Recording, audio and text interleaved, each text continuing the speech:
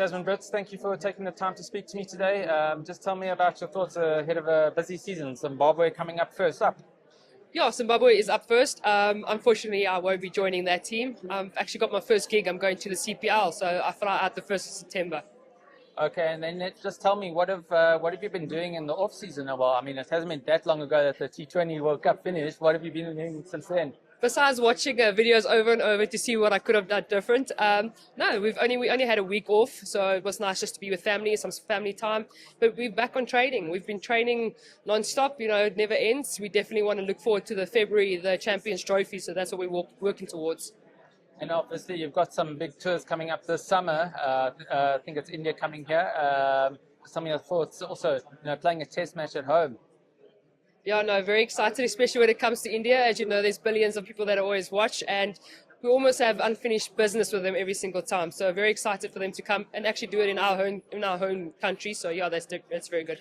And what do you think it says about the women's game and the rising importance it has among cricketing audiences that the Proteas women are also playing kind of during Christmas time, when traditionally it's just the men and Boxing Day and all that kind of stuff? I think that's very exciting. I think, like you said, the men always play and we always sit at home. But I think for the girls to actually come, or not just girls, the little people to also come and watch the game during those times, I think is very good, especially a holiday time. I think it'll be good showcasing for the women.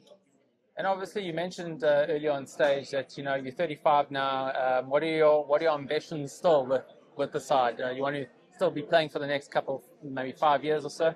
Yeah, I think I'm fairly fit, so I'd like to play another 4 years at least. I'd like to play to the next ODI World Cup.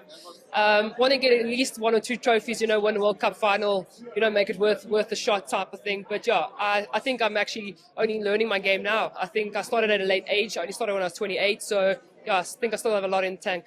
And obviously, yeah, you've got a very unique story of how you got into cricket.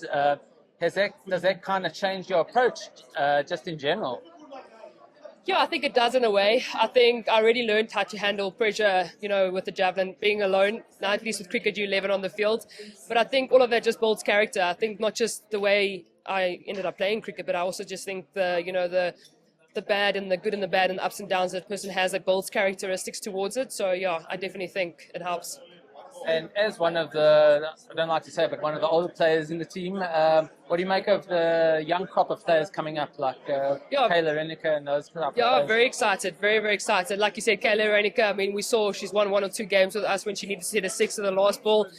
Things like that, you've got to have ice in your veins to do that. So I think the more she gets put in that space, I think the better she's also going to become.